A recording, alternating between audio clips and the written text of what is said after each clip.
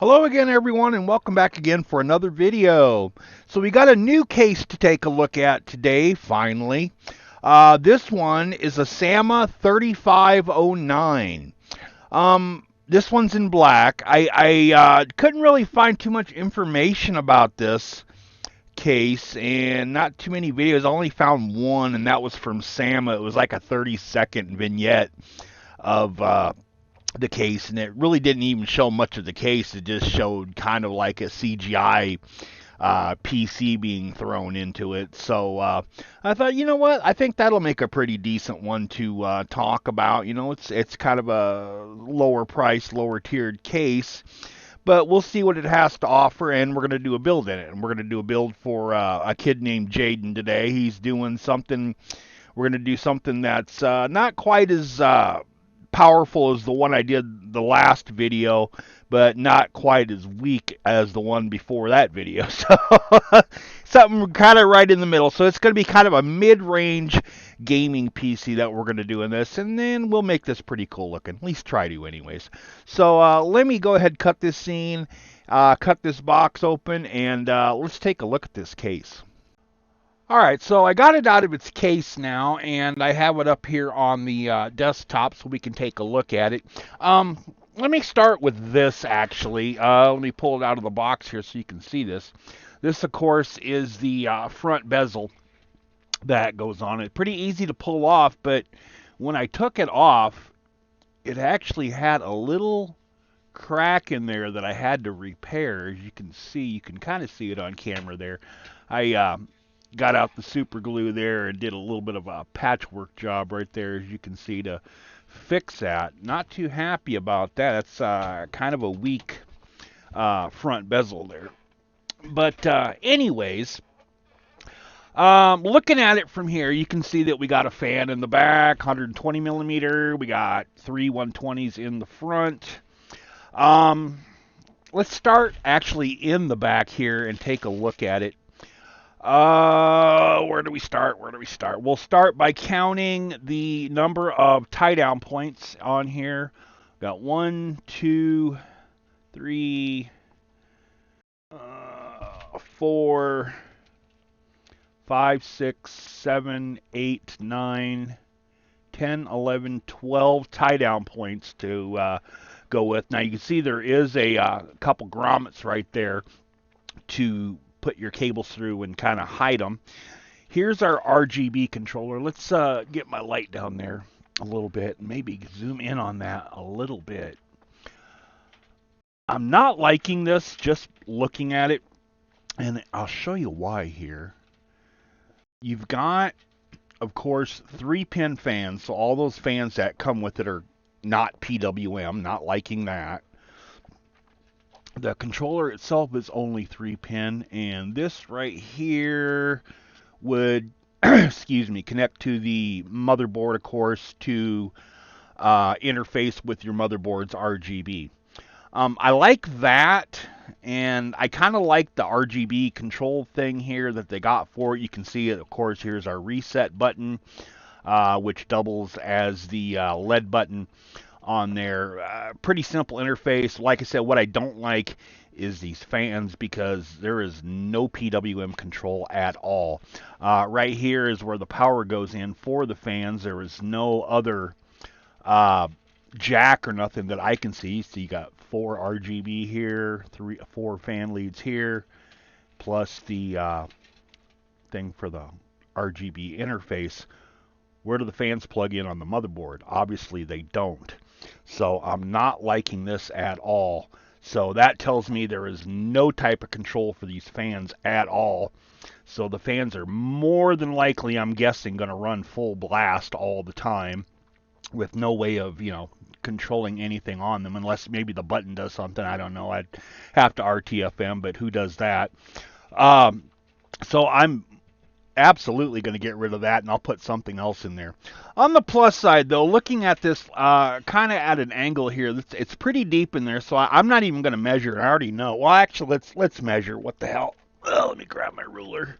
Oh, I dropped my ruler. I ain't going to grab it. But anyways, there's some pretty good distance here from the back wall where the motherboard goes to the back wall of this side. So we can get some cable extensions in there, no problem. And there is some good tie down points, as I had mentioned before. There's 12 of them there. So that's a plus. Let's see, looking down here.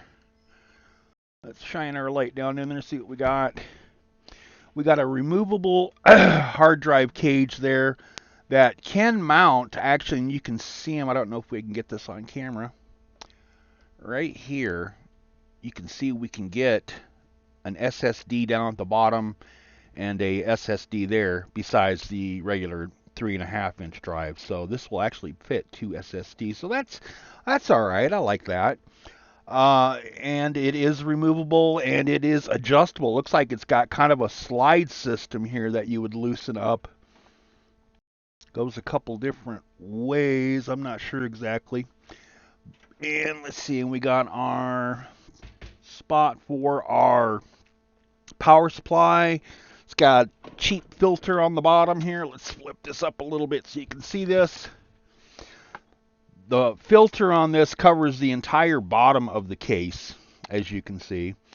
It is removable, of course, so you can clean that out. Let me flip this up this way. Let's flip it around to the back and have a look at the back here.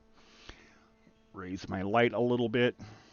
A little bit of bend right here. Now, I had a couple problems with this case. I mean, it's the material's kind of cheap here. I mean, you can see, I don't know if we can see this on camera here. Maybe I move this up a little bit. Little bit of a bend right there, so I'm going to have to kind of maybe tap that in place somehow. Get out one of my tools and kind of straighten that up a little bit. I'm not too happy with that. In addition to, like I said, the crack in the bezel that was there when I got it. Not too happy with that either.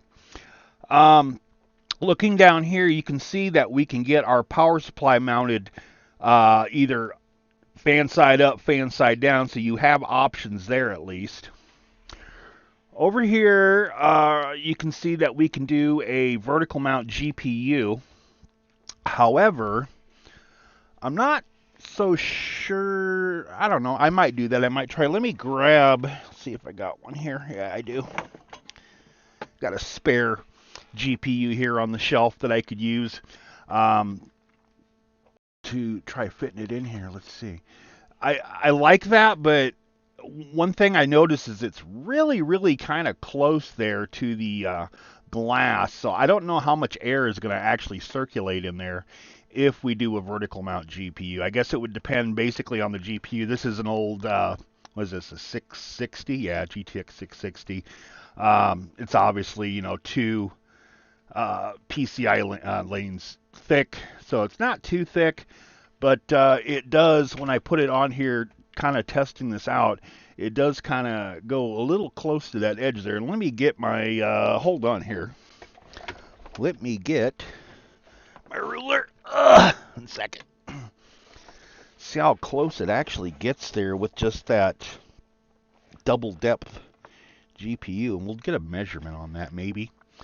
Let me angle the camera in there so you can see this. So what I'll do here is I'll just set this up like that, even, and we'll just take a quick measurement. If I'd quit dropping my damn. So looks like about 1.5 centimeters. So you're talking 15 millimeters clearance from what I'm seeing here from the start of the GPU where the fan would be to the glass. So that's not very thick a depth for a vertical mount GPU, but you absolutely could. Otherwise, you know, you'd want to get like a different vertical mount to go in there, which would actually bring it right about there, which would be more than enough space. And another thing is you can see right here, there's a slot for putting your extensions through on there. So I don't know how that would work either. If you go to vertical mount it with that slot, it would kind of hide your wires a bit. So if you're wanting to, like, you know, you put your colorful extensions or whatever in there, it's not going to show too well with that either. But I might utilize it. I don't know. I guess we'll see. Looking in this way, you can see that bend that I was talking about from here. Here it is right here. Ugh. There we go. Just need to be bent back that way.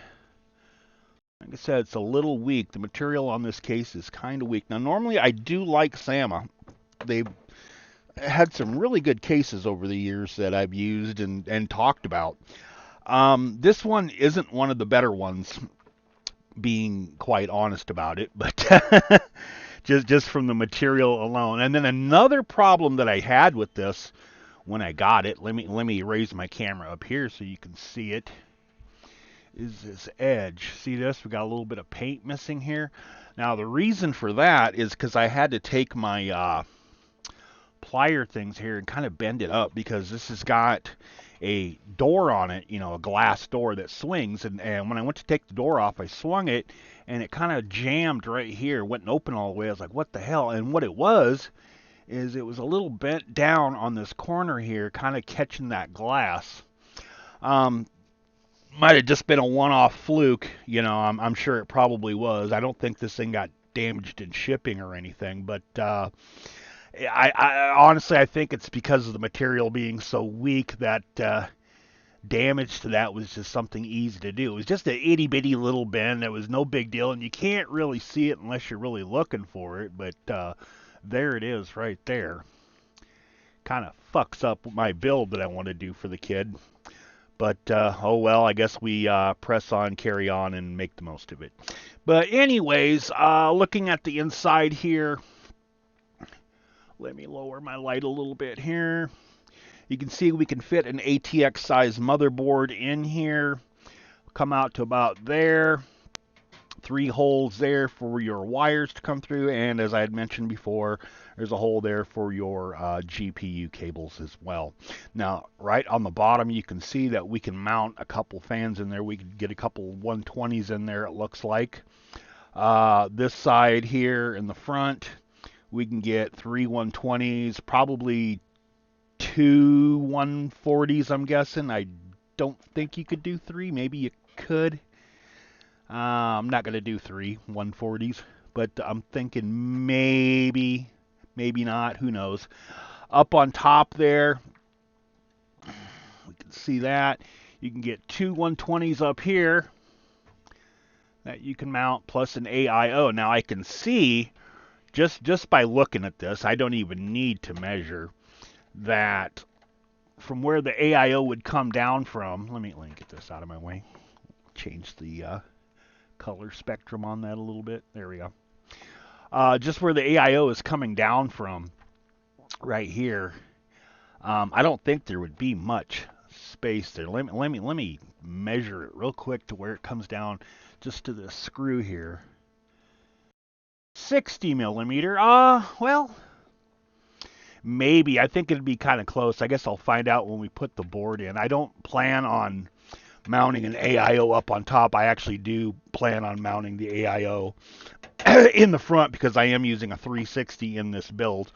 But if I was doing like a 240 up on top, you really want to be wary of the memory. Otherwise, I think it probably would fit. I know in the little vignette I seen for this case, Sama was showing it with a 240 up on top. Of course, that was like an AI-generated image of the case and the other computer components, but according to them, it'll work. I do like that it's got like a little bit of mesh holes right up here. The reason for that is, like, wires like this, you could take them and get them the hell out of the way just by doing a simple, you know, plastic strip thing and tie down right there with some vinyl to keep them out of the way of the board. Makes putting it in a little bit better. But like I said, I do not like the fans. I don't like that 3-pin shit. More than likely, I am going to change those out for something else. Oh, let's see. What else to talk about here on this? You can see that we have, of course, a window. Let me lower this down there. We do, of course, have a window right here that you can view your power supply in. So I'm I'm going to do something with that, of course. Haven't decided what yet. We got a pretty good gap right here between the window and where the glass space comes in. There's probably about a ½ inch gap there, I'd say. Pretty easy if you want to put a light strip down in there. And then there's like a little bit of an opening right here. You can kind of see a little opening there where you can feed your wires through. So if I wanted to do something there, I can. I don't know. We'll see as we go along. I kind of have a set plan of what I'm going to do here. I have a set plan of the parts that I'm using, but not a set plan of what it's going to look like, if you know what I'm saying. But I just kind of wing it as I'm going along, and it's going to be what it's going to be. But all right, so that's the case from the outside. All right, let's go ahead and cut this scene and take a look at the parts that are going into this build. Well, all right, so I got the parts laid out here on the workshop bench. I'll let you take a look at them real quick. You can see there's a whole bunch of stuff going on here. We'll start over here. The video card we're going to use is a Radeon RX 7600 XT, 16 gig. Back here, starting out with the cooler, the AIO, excuse me, it's going to be a SAMA also. I figured this is, since this is a SAMA case, we'll use some SAMA products in this, just to kind of make it all meld together a bit. This one is called the PS360MM. This one's in black. Now, as you can see from looking at, let me get out my little screwdriver / pointer. This has actually got RGB on the hose as well as the fans. That's pretty neat. I've never done one like that before. So we'll see how that turns out, see how that looks. Next on the list, excuse me, is the power supply. That's also a SAMA. That's a 650 watt. We're not going to need that much juice here for this. That's about right. This is a fully modular power supply. Let's see. Let's move this out of the way here. Our motherboard is a Gigabyte B650MC. This does have Wi-Fi on there. I'm pretty sure it better have Wi-Fi. I'm pretty sure that's what I ordered. The CPU we're going to use is going to be our AMD Ryzen 5 7600. I don't know if you can see that, but yeah. Ryzen 5 7600. We're going to use some Guile memory. We got 32 gigs here of DDR 6000 megahertz stuff. Some Polaris RGB stuff. It's actually red. Our M.2 is going to be a King spec 2 terabyte NVMe. So far, you look at the components that are going in here. These aren't super high ends. I guess not the word I'm looking for. They're not super name brand, I guess you could say here, like with the memory and the NVMe. Just some kind of places there we can kind of save some money. We don't have to go with like the Samsung NVMe. We don't have to go with Corsair memory. We don't, it's just kind of a little bit of a cost-cutting measure here. Same thing with the RGB. The RGB, we're not going to go with something like Corsair and spend some serious bucks on getting that. I mean, like my RGB alone, I spent hundreds on that, and I'm using like the QL series fans with the Corsair this and the Elite Capellix and all that shit, which gets kind of pricey. That wasn't the kind of budget that Jaiden had, but I still wanted to make this look good. So we just kind of tamed it down a bit. And actually, the fans I actually been throwing in for free because they weren't really part of the initial plan. I was going to use the SAMA fans that were in the case, but as I had mentioned in the last clip there, those kind of suck. But I might still utilize them anyways. We'll see because, anyways, carrying on.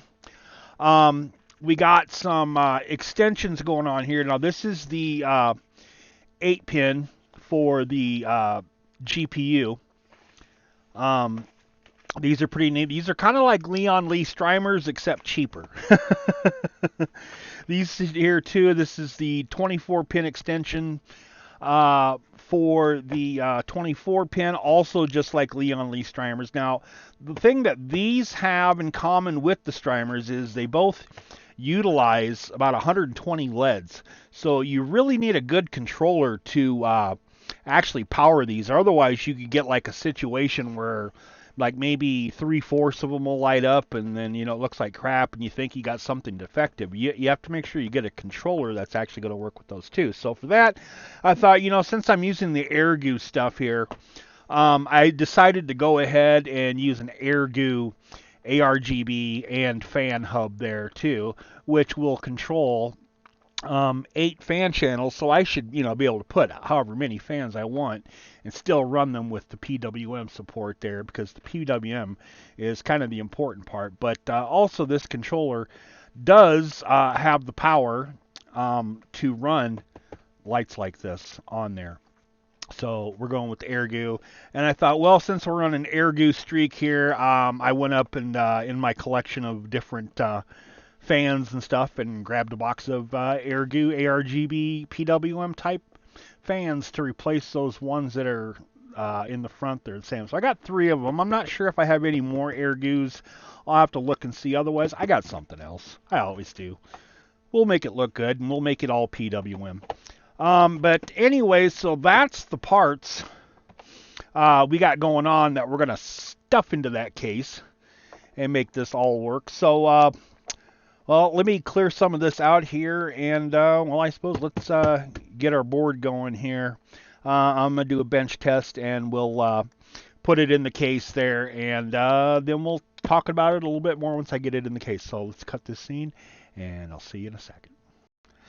So, believe it or not, it's actually this phase of the build, once I reach it, that I actually breathe my biggest sigh of relief, going, oh, okay, it boots. As you can see, I've got the CPU installed, the M.2 installed, and the memory installed, and up on our screen there, we can see our BIOS. So it is booted up into the BIOS at least. And our NVMe is showing up right here, 2 terabyte, 2280. We can see our memory frequency. We can see CPU temp. Now I'm using a Wraith Prism cooler on this. I've had this Wraith Prism cooler for quite a while. This is the one that I use for builds. I've used others in different builds that I've done and sent them along with the new owner, but this one's been kind of tried and true for me for quite a while. I use it like on AM3 chips, AM4, AM5. It's nice that this thing works on so many of them, and I don't have to bother plugging in any of the RGB or messing with anything like that. This thing just works out of the box there and looks cool.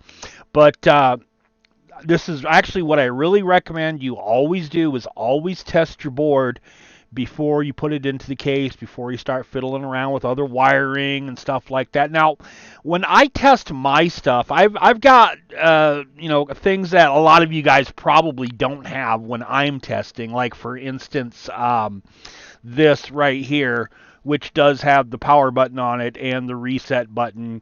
There's also lights on this that will light up so I can check out the hard drive activity and stuff like that. And then I also will plug in a speaker. You can see a speaker right here that I have plugged in.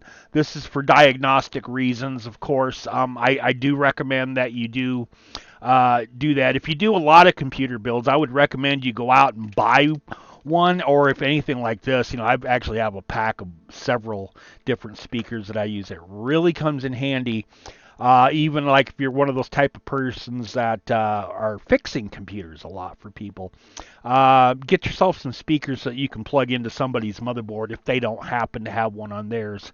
Can really help you trace back problems. You can listen for those beep codes, and then you can kind of understand what's going on if you're getting a problem before it boots. But anyways, so like I said, when I get to this phase, this is usually where I'll breathe my biggest sigh of relief, because I know if anything, the board did work before I put the damn thing in, and it did boot up. So anything else that goes wrong is Probably something I fucked up, or maybe a short or something that I hit something on it or something, so I know to be careful when I put it in. Of course, you should always be careful, but always do test your boards before you put them in. Now you can see that I have this on the box that the motherboard come in. That's all you got to do. And then I have that on top of the plastic here for this. It's perfect little bench. No need to go out and spend money on a different workbench just to test. You can test right here. You can even scoot it off the side, and if you want, you can test your graphics card even. Now, I prefer not to test my graphics card. I prefer to run on integrated graphics. If it's Intel, if it's AMD, doesn't matter. But then, of course, a lot of the older CPUs don't have integrated graphics. That's, what I've talked about before. Why I like using the G series is because the onboard graphics for diagnostic reasons. But, yeah, all the AM5s, of course, do have onboard graphic that make the testing and initial configuration much, much easier to do. So now that I know that everything is running and I know that, I can see it up on the screen and this thing's ready to go and ready for a Windows install, I can go ahead and put it in the case, and then we can do a little bit of measuring here and talk about that case a little bit more. So let me cut this scene. I'll be right back. All right, so the board is in and the build is commencing. Couple things to point out here. Let me find my pointer thing. Here it is. When you're putting these boards in, like one of the things that I'll do is I'll actually keep all the screws that go in there kind of loose. I do that so I can kind of do some adjusting here and there, because sometimes these are a little lopsided and I like to get it in just right. And another thing you want to do, let's see if I can zoom the camera in so you can see this. I'll change my light a little bit here. Hopefully I can get this on camera. Right here and right here, there's little clips that hang out from the I/O shield in the back there. You want to make sure you get those on this side of the whatever jack it is here you're trying to get in there. That way it's not crossing over, because then if you don't do that and you bend it, you can get some interference here with some of these buttons. Let me turn this around so you can kind of see what I'm talking about here. If we look on the back here, let's let that focus a little bit here. Like right here is that little spring thing that I'm talking about, and then right here's the other one. If you bend that, what's going to happen is it's going to interfere with this USB port getting plugged in and this one getting plugged in. Sometimes, it could be like on the HDMI. It can mess with your HDMI. So when you're putting your board in, make sure you always just kind of do a little check back here so that we make sure in the back that everything is open and we're not seeing any kind of little metal thing there interfering. Make sure like the space here between these two USB ports, see how there's like the little spring thing that comes down on them? Make sure it's not touching the USB ports. And if you want, you could even test it out with something USB like a thumb drive or something. Make sure everything's plugging in. Make sure your network right here is able to be accessed. Now you can see we got a little bit of bend going on there. See if I can bend that back a little bit. Like I said, that's the board, or the case. It's a little flimsy there, but otherwise, yeah, we're doing all right here. Always check this. Now, looking at the back here a little bit, let me take my camera out a little bit so you can see this. As you can see, I removed that RGB controller that was there, and I replaced it with this little thing right here. This is actually part of the AirGoo thing. What it does is it plugs into this RGB controller right here on L1 at the bottom, and it's got a little splitter right there so we can get our 8 different RGB fans plugged into all of these ports, and then this extra one goes up here and it gets extra provided power to power all those LEDs in these extensions.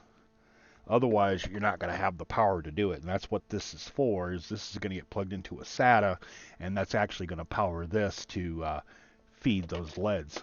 That way we should have enough juice here to drive these, because like I said, there's like 120 little LEDs in every one of these, on this one and in the other one. That's 240 LEDs right there. Can you imagine trying to run that with just a plain RGB controller? You're not going to have the juice to do it. So that's why we have to kind of do it that way. Also, this controller, as you can see right here, it will take 8 fans in PWM. Now, I did find a couple more fans. I found some Thermalright blacks that we'll use in this build that are PWM as well. So every fan in this build will be PWM, and I got rid of those SAMA ones. I'll probably, I don't think I'm going to throw them away. I mean, they're not exactly useless. You put them in with the right controller, you can control the speed with them, but I'll test those out later. I'll save those for some other goofy project or other. But we are progressing along here. Now, another thing I did is I ran a SATA line in here. If you look down at the bottom here, you can see I got a hard drive going in here. This is a 1 terabyte Western Digital Blue. I'm going to give this thing a little bit more storage than the 2 terabytes. So it should have 3 terabytes total storage for Jaiden to load up a lot of games on there. This is a 7200 RPM drive, pretty decent. So yeah, we'll plug that down in there. And so we're only going to need on our power supply just probably one cable. One of the SATA cables that's usually got like 3 different ends. We'll have one to power the hard drive, one to power the extra power for the RGB, and then one to power the RGB right there, which gets plugged in right here. So that should all work. So it's going to be a minimal cable that we'll need for this thing. So that's kind of nice, and that's why you really want to go with a fully modular power supply, so that you're not stuffing tons of fucking cables in there. That's kind of a pain in the ass. But as we're looking at this, you can see I took the all the fans off that were on there. I'm going to raise my light a little bit. Took all those off so I can get ready for the new fans to come in there. Next, I'm probably going to do the AIO. Another thing here is I like about this board is, see right here on this USB 3.0, it actually comes out from the side, and I prefer that because then you could just go right in there. You don't have a cable sticking out that way, and then all my cables here are tucked under the board. So there's our speaker, there's our front panel, there's our little speaker thing right there. This is our PWM for the RGB controller. And here is our RGB coming from the motherboard, which is what we're going to control in software when we fire this sucker up. And then, of course, your audio. But, yeah, I'm proceeding along here. Let me go ahead and cut this scene and work on this a little bit more. All right, so the build is finished, as you can see. Wasn't too bad of a job to do on this one. The RGB on the hose here looks really, really cool, and you'll see that here when we show the final reveal. But, man, those hoses were just stiff as hell to get on there, I tell you what. Doesn't sound too bad. I was a little concerned about the acoustics earlier. I thought it was a little loud, and I thought those fans were kind of high. I was like, what's going on here? So I pulled the pump off, and stupid me, I did a complete rookie mistake. I forgot to take the plastic off the AIO thing, so I pulled that back off, and then reapplied the thermal paste on there, put it back on. Everything's good now. I'm just could have kicked myself like, duh, I'm such a dumbass. But anyways, so our RGB extensions are on here. Those are looking pretty good too. Pretty easy to do. I got the Airgoo controller running on this with some Airgoo fans up on top. I got some Thermalright fans right here, and then the SAMA brand fans right here. Oh, shit, excuse me. I guess, let's see, a couple notes on this case. I did measure from the top down to where the memory sticks are. If you're thinking of putting an AIO up on top, that's not going to be a problem at all. There's some pretty good space there for that. I guess all in all, this case, I think when I go to review it on Newegg is where I got it from. I'm probably going to give it a 3 stars. There's things I like about it, but things I dislike about it. What I like about it is this door here. It makes it easier to clean out. You can flip that door open and, blow it out and stuff like that. It's got good circulation in the front there. I like that. It's pretty simple to build in, plenty of room in there. I like the grommets on here for hiding your wires away. That's pretty nice. Things I don't like the weakness of the metal mainly. Uh, the metal is just one of the weakest ones I've ever had. And even the plastic here on the front bezel is kind of weak too. I don't like that. And then the third thing I don't like is I do not like the fans that come with it. They're absolute crap. I would really recommend that you go with a different brand of fans. And actually, even the fans on the AIO that's in here now, which is also SAMA, of course, I think they're a little bit on the loud side, but they're not as bad as the other SAMA fans that came with the case. So, but I am going to keep them in here. I did think of changing them there for a bit, and I think we'll leave them. They're not too terrible. But so that's the build. Let me go ahead and cut this scene here, and we'll power this on, and we'll look at some stats on this. Alright, so let me switch my keyboard over here real quick and we'll take a look at this. Starting with the Heaven benchmark. Heaven, we scored 314 frames a second and a max of 608.5. That's not too bad for a 7600 XT combo. Let's see, looking at the Cinebench stats on this. On the multi-core, it scored a 14,849, and on the single core, it scored 1,839. So, not too bad, not too bad for what he was paying for this. Let's look at the task manager, and I'll show you the final on this for the components that are in here. CPU, we got the AMD Ryzen 5 7600. Memory, we are running 32 gigs of Guile, actually, memory at 6,000 megahertz. We got 2 sticks in there going on. Disk 0 is our backup drive. That's a 1 terabyte Western Digital Blue, 7200 RPM. Shit. Disk 1, our main drive, is a 2 terabyte NVMe, and our GPU, of course, is the AMD Radeon RX 7600 XT. Altogether, this was probably about an $1,100 build, a little bit over $1,000 for all the parts. Not too bad. Not as good as the last one I did, but still, I mean, this is pretty nice. Does some pretty decent frames.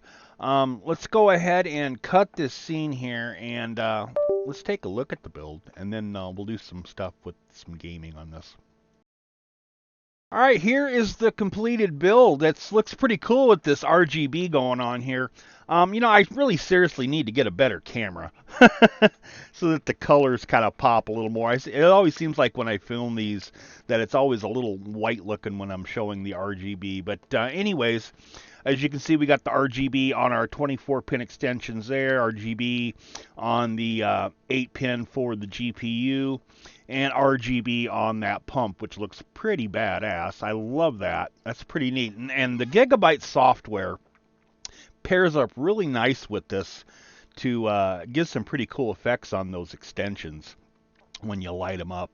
Now, I am using, of course, the AirGoo controller to power these extensions because most motherboards and most controllers, just plain ones, aren't going to have the power to light everything up. You might get a couple that's not lit up or a side that's not lit up. But yeah, with the controller that I'm using, it looks really, really nice. I'm pretty happy with this build overall. Let's see if I can turn it this way, let you see the front here a little bit. We'll see the top there. Now, you notice, remember, I was talking about This right here, this area where it had a little crack, I put like a little sticker over it, and you can hardly see that crack in there that I had to do a little patchwork on. But I mean, yeah, it don't look too bad.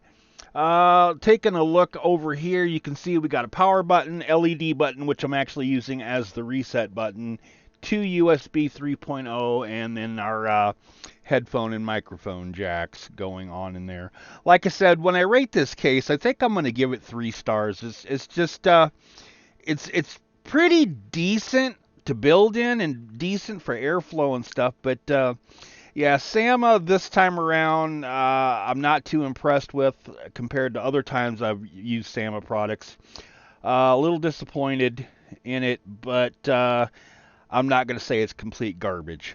It's just they could have reinforced it a little bit more, I think. Maybe, you know, that was probably a cost-saving measure, I would guess. But anyways, so I did do something. Something I've been meaning to do for quite a while. I actually got rid of my old, what did I do with it? I put it somewhere on my shelf. I got rid of my old capture card thing. Here it is. This was actually, used to be, let me grab it here real quick. Oops. Had it mounted on my wall there. This is actually what I was using for video capture. And it didn't really do too great of a job, I noticed. I noticed, like, when I was recording video, I would get kind of some sound distortion. The video wasn't too bad, but then it could have been a little bit better on the video. But mainly it was sound. I noticed it sounded a little jumpy and jittery, and I didn't really care for that. And so I actually went out and got a PCI Express one that's actually in my computer now, and I ran a cable over there and fed it into my HDMI feed there. And I also went and got a HDCP splitter that is made so that I can capture this with the capture card, because, like, you know, mine's an AverMedia. The AverMedia and the Elgato, of course, won't normally capture HDCP content, so you have to kind of bypass that. You can do it either in software or you can do it in hardware. I chose to do it in hardware because I don't know if it's going to make a difference in frame rate in software, and I didn't really want to take that chance. So you thought, well, nope, let's do it in hardware. So anyways, let's end this here. Let's do a little bit of testing on Fortnite. We'll do some low, medium, high, and epic. Let's cut to that scene and check that out. Alright, so we're going to test out this gaming. We'll do the low, medium, high, and epic on this. Right now I have it set to low. And you can see our stats counter in the corner there. I'll reset that once we hit the ground so we get a better indication of what our FPS is. Second here.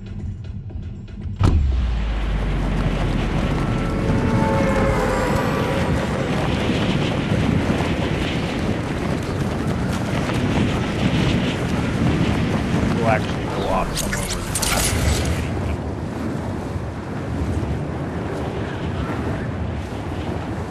Kind of sucks playing it on the top screen. I'm used to playing this game on the bottom screen, but that's alright. But yeah, hopefully this new capture card I'm using works a lot better than the other one that I was using. 1 second here. I'll show you this. We got this on low. So let me go ahead and center that map, figure out where the hell we're going. We're going this way, I guess.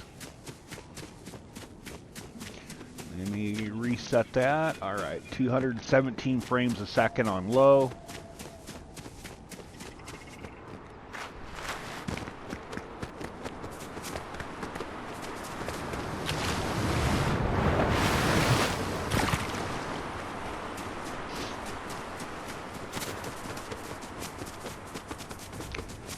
The crappy part about landing where I did is I have no weapon.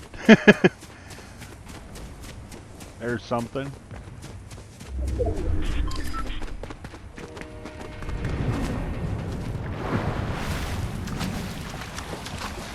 Uh-oh, and I see somebody over there too. Hopefully I don't get shot before I can go through all these oops.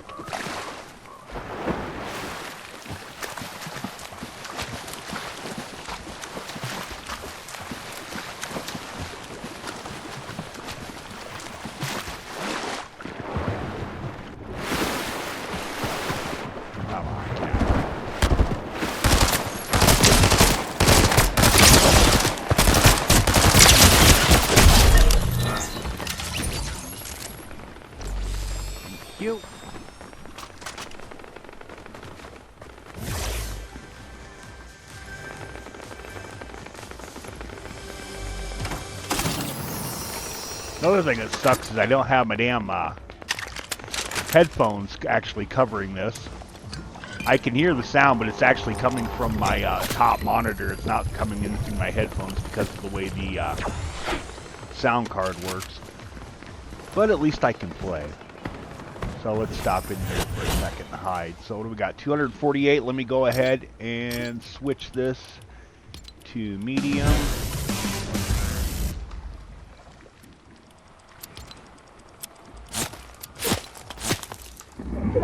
Now I'm getting shot at. Let me reset this. Great.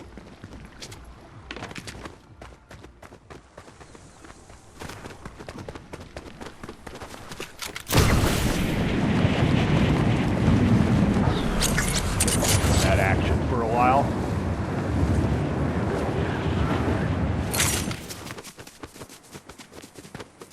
Alright, medium looks like we're getting about 200 frames. Averaging 195, nothing in there.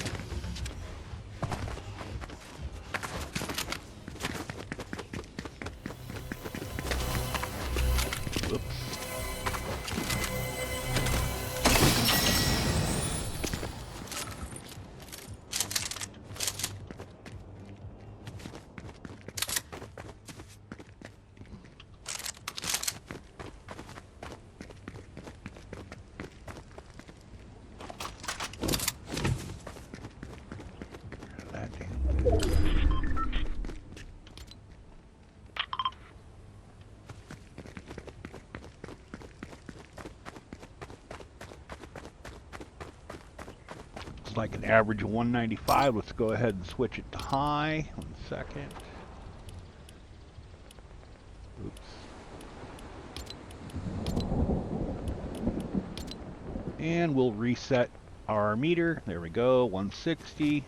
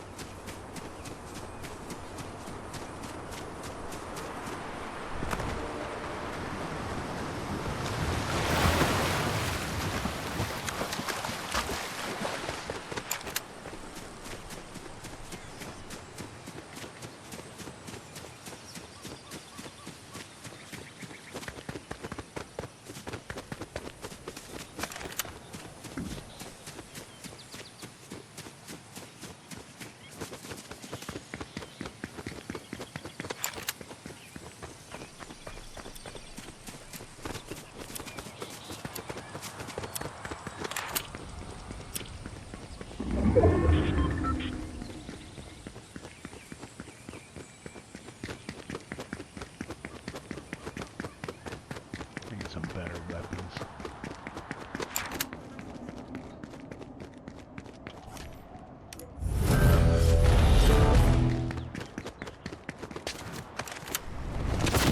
Ooh, ouch.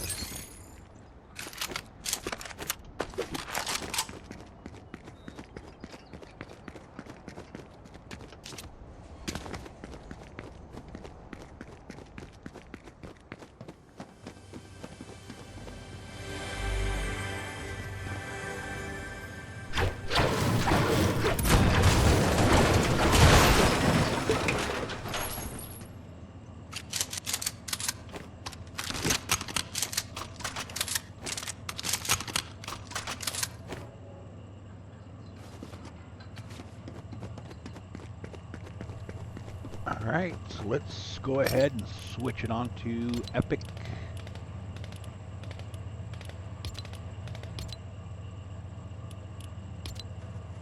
And do a reset.